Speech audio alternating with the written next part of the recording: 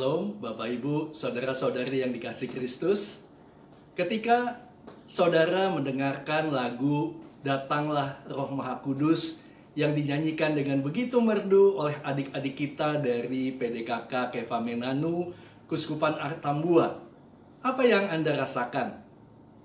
Bagi saya, setiap kali saya mendengarkan lagu itu, saya begitu terharu mendengarkannya. Saya teringat peristiwa ketika pertama kali saya menerima sakramen tobat pada tahun 1988. Saya dibaptis pada tahun 1981 ketika saya akan menikah. Lalu setelah itu, saya tidak pernah atau belum pernah menerima sakramen tobat. Baru ketika saya terpilih menjadi ketua lingkungan, dan sebelum dilantik, persyaratannya seluruh peserta harus menerima sakramen tobat. Maka saya masuk ke ruang pengakuan. Dan pastor yang mendengarkan pengakuan saya memberikan penitensi kepada saya untuk membaca atau berdoa dari buku Mada Bakti. Kalau tidak salah nomor 255. Ketika saya membukanya, ternyata itu adalah lagu Datanglah Roh Maha Kudus. Pada saat itu saya tidak mengerti, saya hanya melakukan apa yang diminta oleh pastor. Saya tidak mengerti mengapa penitensinya seperti itu. Apakah karena pastor menganggap dosa saya terlalu besar? Saya juga tidak tahu. Baru beberapa tahun kemudian, saya menyadari bahwa ternyata semua itu adalah rencana Tuhan yang ingin memberikan Roh Kudus-Nya kepada saya. Maka Bapak Ibu, saudara-saudari yang terkasih, saat ini kita juga tengah menantikan datangnya Roh Kudus. Kita bersama-sama seperti para murid berada di ruang atas menantikan datangnya Roh Kudus lewat novena yang kita ikuti. Sore hari ini saya akan membawakan tema Roh Kudus, sumber pengenalan akan Kristus.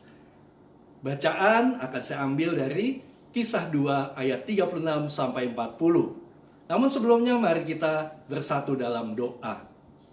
Dalam nama Bapa dan Putra dan Roh Kudus. Amin. Tuhan Yesus, kami mengucap syukur dan terima kasih kepadamu karena anugerah-Mu kami boleh menerima Roh Kudus ketika kami dibaptis. Seperti para murid yang menerima Roh Kudus pada saat Pentakosta, Engkau juga telah memperbarui hidup kami. Engkau juga sudah membuat kami semakin mengenal siapa Engkau bagi kami. Tuhan, sebentar lagi kami akan merayakan Pentakosta. Hari kelahiran gereja, hari kelahiran, hari kedatangan Roh Kudus atas murid-murid-Mu. Tuhan, kami juga rindu untuk kembali mengalami pencurahan Roh Kudus-Mu pada saat Pentakosta. Maka kami saat ini mempersiapkan diri kami, hati kami, untuk menerima Roh Kudus lewat renungan novena Pentakosta ini. Tuhan, urapi hamba-Mu yang akan berbicara, mewartakan firman-Mu. Biarlah Roh Kudus-Mu sendiri yang akan membimbing hamba-Mu, sehingga pewartaan hamba dapat dipahami, dapat memberkati mereka yang mendengarnya. Kami sampaikan doa ini kepadamu, sebab Engkaulah Tuhan dan Juru Selamat kami yang hidup dan berkuasa kini dan sepanjang segala masa. Amin. Dalam nama Bapa dan Putra dan Roh Kudus. Amin. Saya akan membacakan dari Kisah Para Rasul, bab 2 ayat 36 sampai 40. Jadi seluruh kaum Israel harus tahu dengan pasti bahwa Allah telah membuat Yesus yang kamu salibkan itu menjadi Tuhan dan Kristus.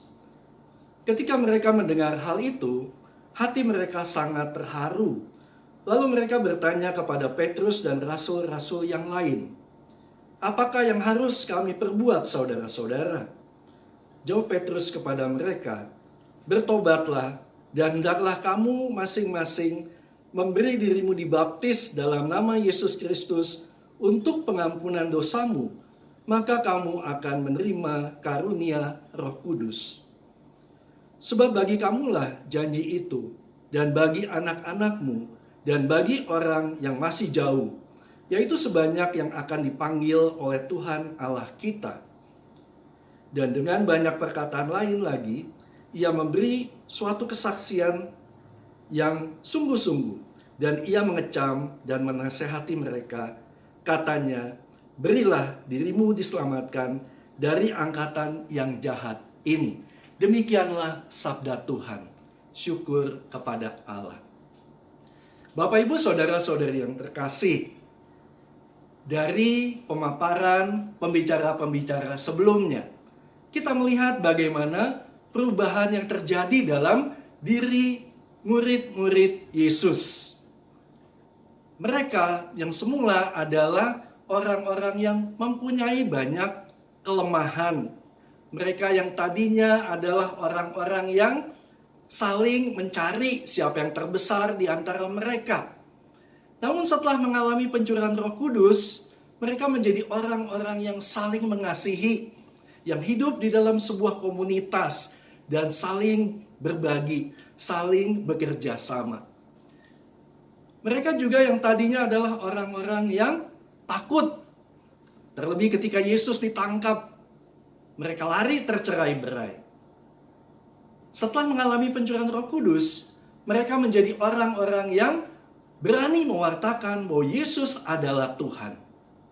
Meskipun mereka dilarang oleh Mahkamah Agama bangsa Yahudi. Mereka dilarang untuk mewartakan tentang Yesus. Tapi dengan berani, Petrus dan Yohanes berkata di hadapan Mahkamah Agama, katakan kepada kami, kepada siapa kami harus taat? Kepada Engkau atau kepada Allah?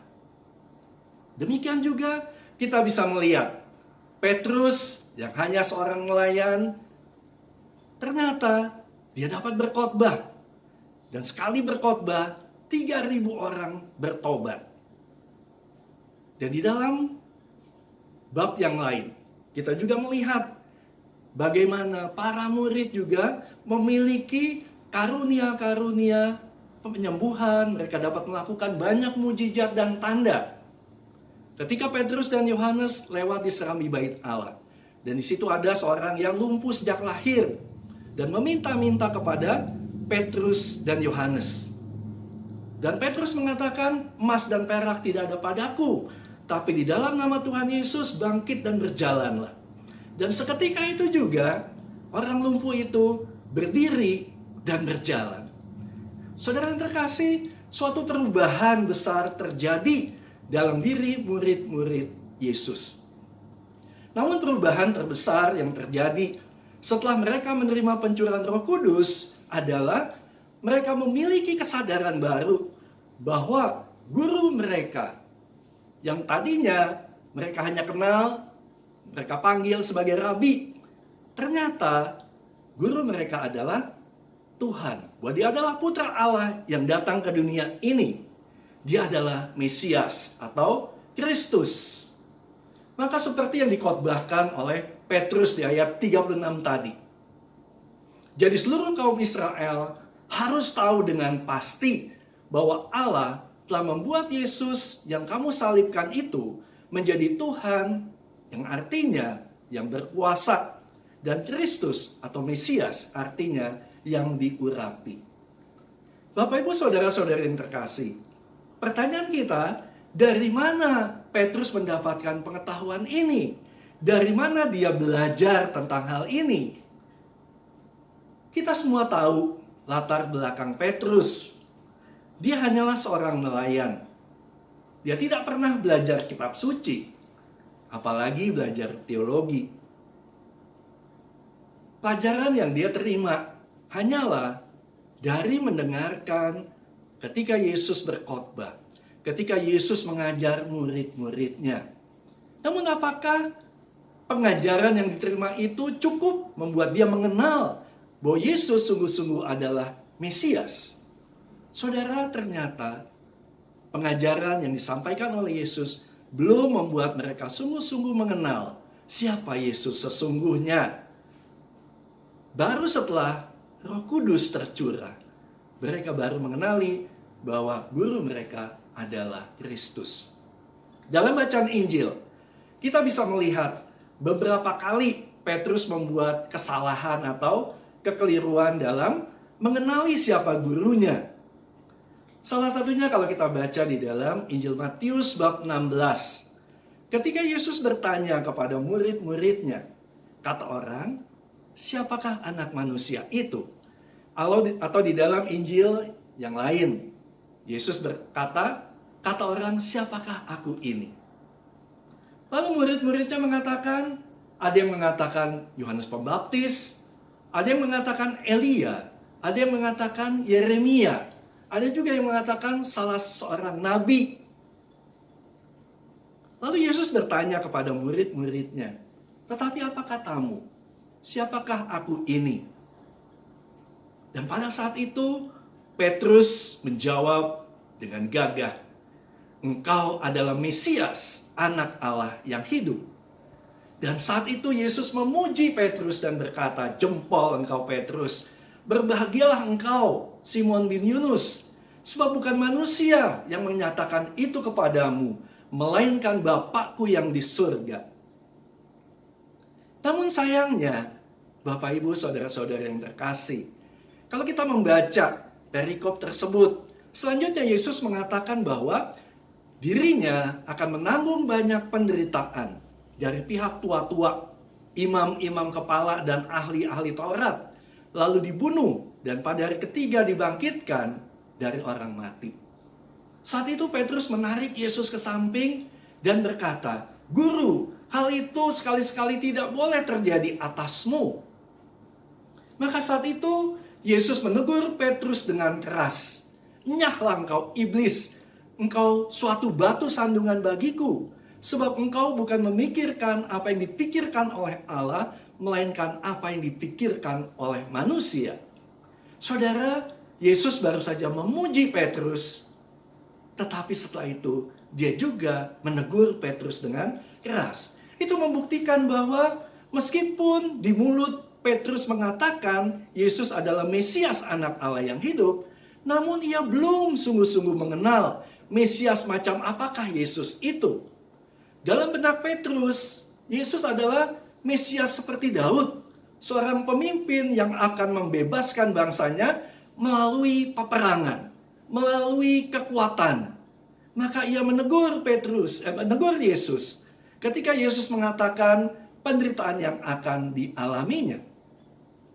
Demikian juga Bapak Ibu, kalau kita mengingat peristiwa ketika Yesus ditangkap dan dibawa ke hadapan Hanas mertua Kayafas. Dalam Injil Yohanes bab 18.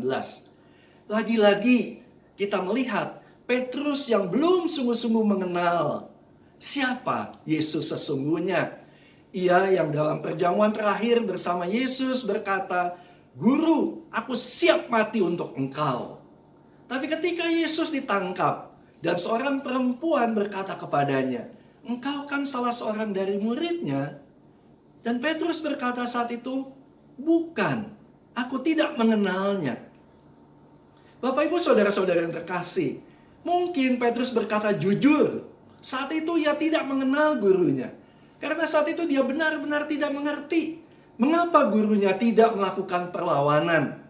Gurunya yang penuh dengan kuasa, gurunya yang sanggup menyembuhkan orang sakit, bahkan orang yang sakit kusta. Bahkan gurunya yang sanggup membangkitkan orang yang sudah mati menjadi hidup kembali. Mengapa saat itu kelihatan begitu lemah, kelihatan tidak berdaya, tidak melakukan perlawanan sama sekali? Dia sungguh-sungguh tidak mengenali gurunya. Bahkan dia menangis karena tidak bisa mengerti. Dia tidak mampu berpikir dengan peristiwa yang dialami oleh Yesus, guru yang amat dikasihinya itu. Bapak Ibu saudara-saudara yang terkasih, setelah peristiwa Pentakosta, setelah Roh Kudus tercurah, barulah Petrus dan murid-murid yang lain mengenal dengan pasti siapa guru mereka. Bahwa Yesus adalah Mesias yang sudah lama dinanti-nantikan oleh bangsanya, yang datang ke dunia ini untuk menyelamatkan manusia yang percaya kepadanya lewat wafat dan kebangkitannya. Itulah sebabnya ia harus melewati semua penderitaan-penderitaan yang dia alami. Bapak, Ibu, saudara-saudara yang dikasihi Tuhan, sebagai murid-murid Yesus, apakah kita sungguh-sungguh mengenal bahwa Yesus adalah Tuhan dan Kristus? Bahwa Dia adalah penguasa dan juru selamat kita yang hidup? Banyak orang yang hanya tahu bahwa Yesus adalah Tuhan. Namun banyak juga yang belum sungguh-sungguh mengenali ketuhanan Yesus. Belum pernah membuka hati untuk mengalami kasih dan kuasanya. Maka saudara-saudari yang terkasih, tanpa bantuan Roh Kudus, bagi kita sulit untuk dapat mengenali bahwa Yesus adalah Tuhan.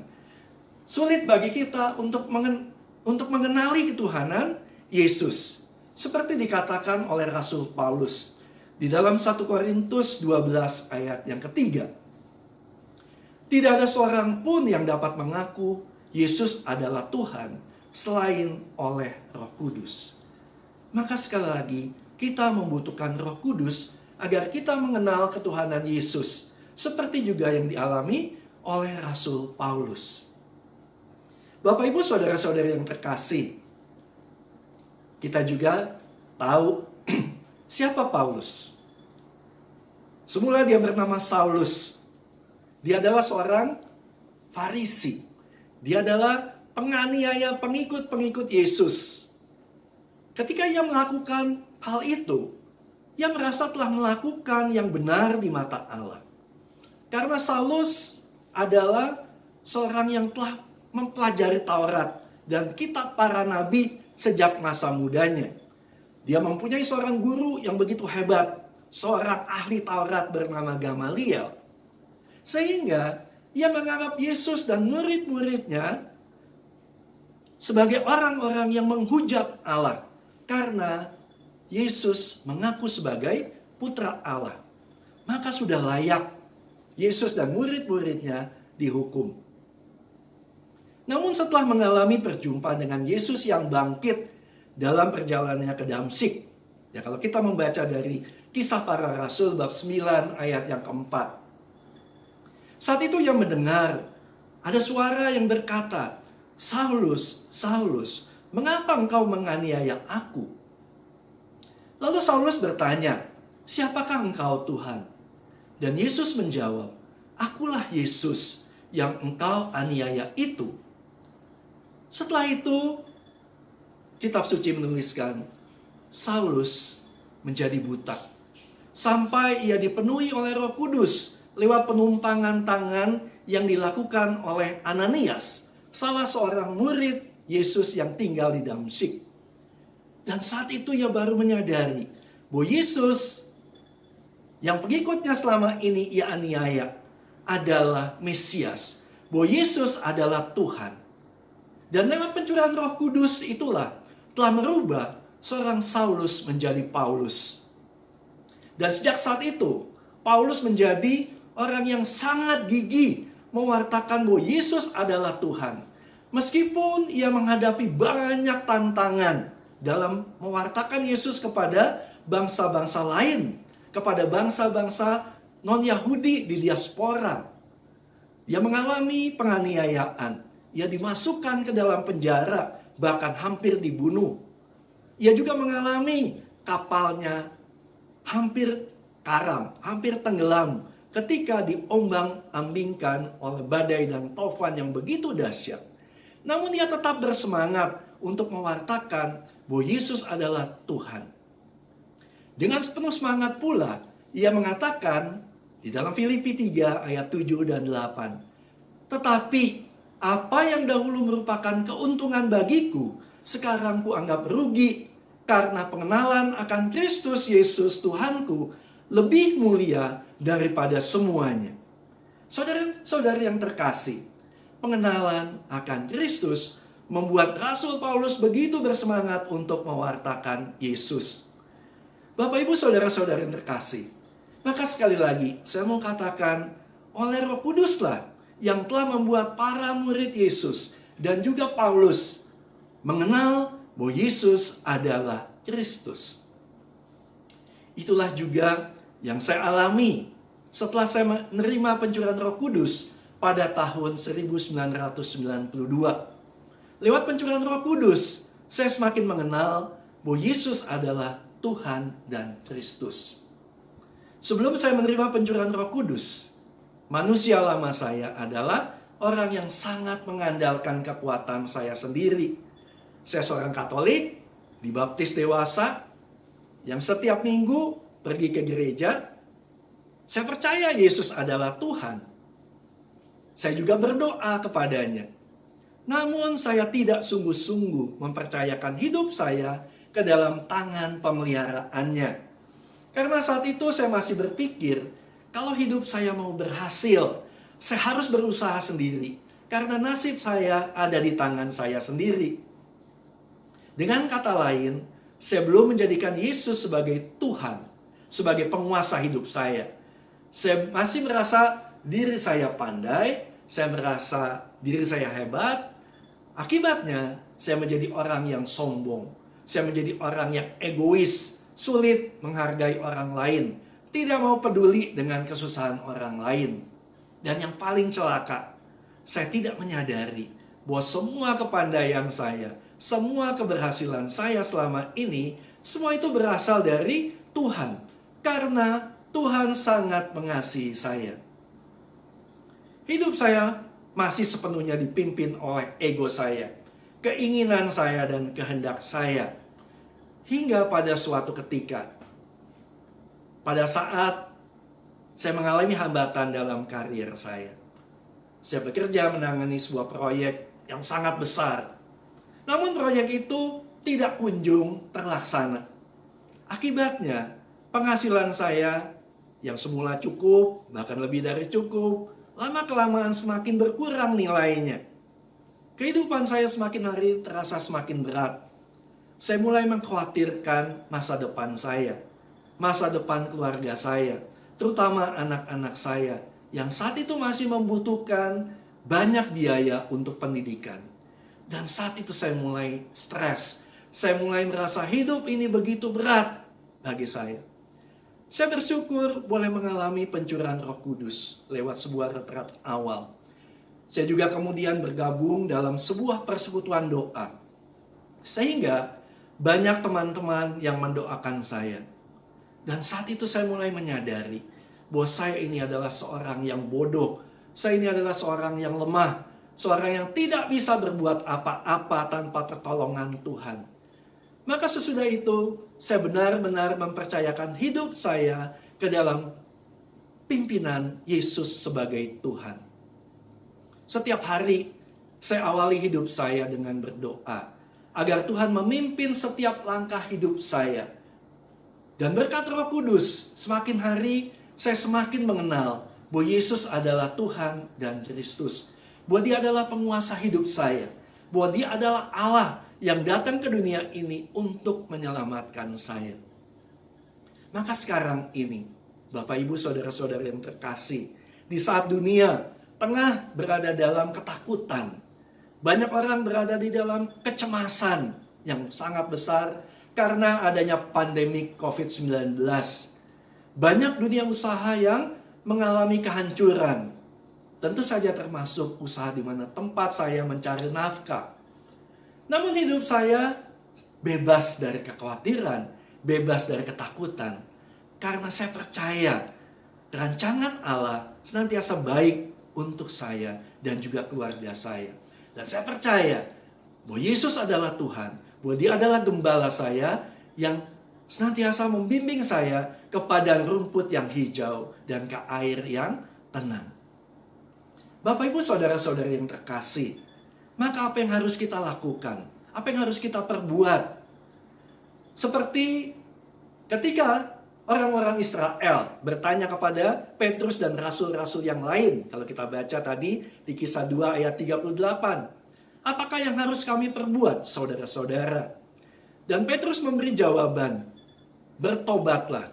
Dan hendaklah kamu masing-masing memberi dirimu dibaptis dalam nama Yesus Kristus untuk pengampunan dosamu, maka kamu akan menerima karunia Roh Kudus. Maka Bapak, Ibu, saudara-saudara yang dikasihi Tuhan, marilah di saat-saat menjelang Pentakosta ini, kita juga mau melakukan apa yang dikatakan oleh Petrus. Kita perlu melakukan 3R. Apa itu 3R? R yang pertama yaitu repent. Repent atau bertobat. Marilah menjelang Pentakosta, kita sekali lagi bertobat, memohon ampun atas kesalahan dan dosa-dosa kita. Terutama dosa kesombongan kita yang sering kali mengandalkan kekuatan kita sendiri dalam menjalani kehidupan ini. Lalu R yang kedua, yaitu reborn, atau dilahirkan kembali. Kita juga berdoa agar saat Pentakosta nanti, kita layak menerima anugerah Tuhan, yaitu Roh Kudus, yang akan menjadikan kita manusia yang baru. Manusia yang memiliki karakter Kristus dalam hidup kita. Yang menghasilkan buah-buah Roh Kudus, seperti yang ditulis oleh Rasul Paulus dalam Galatia 5 ayat 22 dan 23. Yaitu kasih, sukacita, damai sejahtera, kesabaran, kebaikan, kesetiaan, kelemah lembutan, dan penguasaan diri. Dan R yang ketiga, yaitu restoration atau pemulihan. Kita juga berdoa, biarlah melalui peristiwa Pentakosta, kita mengalami kembali pencurahan Roh Kudus, dan Tuhan akan memulihkan dunia ini, memulihkan kehidupan umat manusia, memulihkan bumi dan semua ciptaannya. Seperti Mazmur yang kerap kita nyanyikan pada saat hari Pentakosta. Utuslah Roh-Mu ya Tuhan, dan jadi baru seluruh muka bumi. Tuhan memberkati saudara.